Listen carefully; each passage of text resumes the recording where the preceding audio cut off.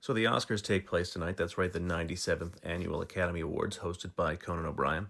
And let me tell you, I used to love this show. I used to get hyped for Oscar weekend and everything like that. Now I could care less because most of these movies shouldn't be nominated for anything, and like 8 people have seen some of them. So let's go over my quick thoughts on the nominees for Best Picture.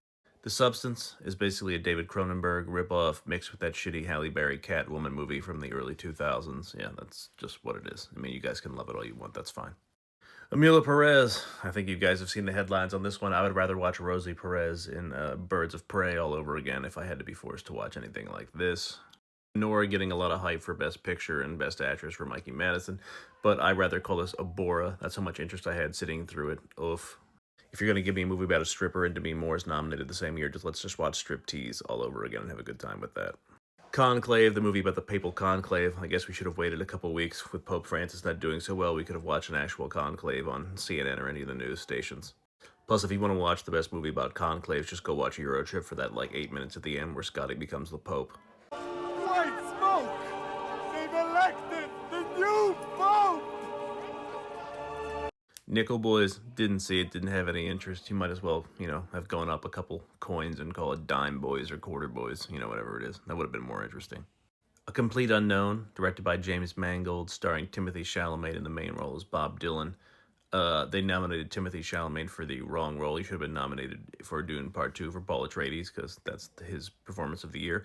But also, if you guys want to see a Bob Dylan movie, just go watch the best Bob Dylan movie, which is that 5 minutes in Walk Hard, where Dewey Cox takes on the persona of Bob Dylan and starts playing songs about little people and everything like that. Some people are saying that your new music sounds a lot like Bob Dylan. Well, maybe Bob Dylan sounds a lot like me. How come nobody ever asked Bob Dylan why you sound so much like Dewey Cox? Mailboxes drip like lampposts in the twisted birth canal of the Coliseum.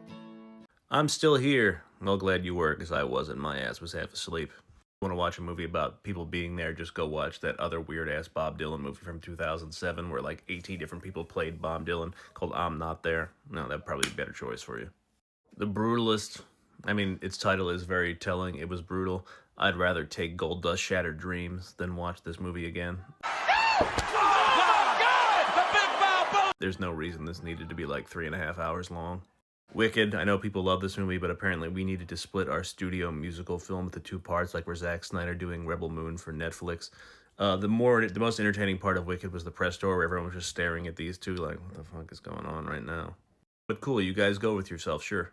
You know she's not actually green, right? In real life?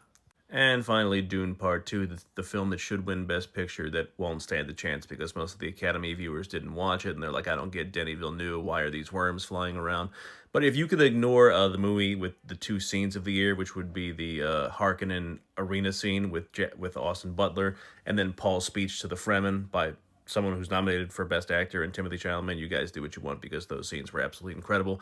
I can't wait for Dune Messiah, and we're going to get ripped off here when this doesn't even come close to winning. Because that's how the Academy rolls. Also, most of this was satire. I didn't say it in the beginning because you guys wouldn't have watched, but thanks for sitting through the whole video. You guys can complain in the comments now. Thanks.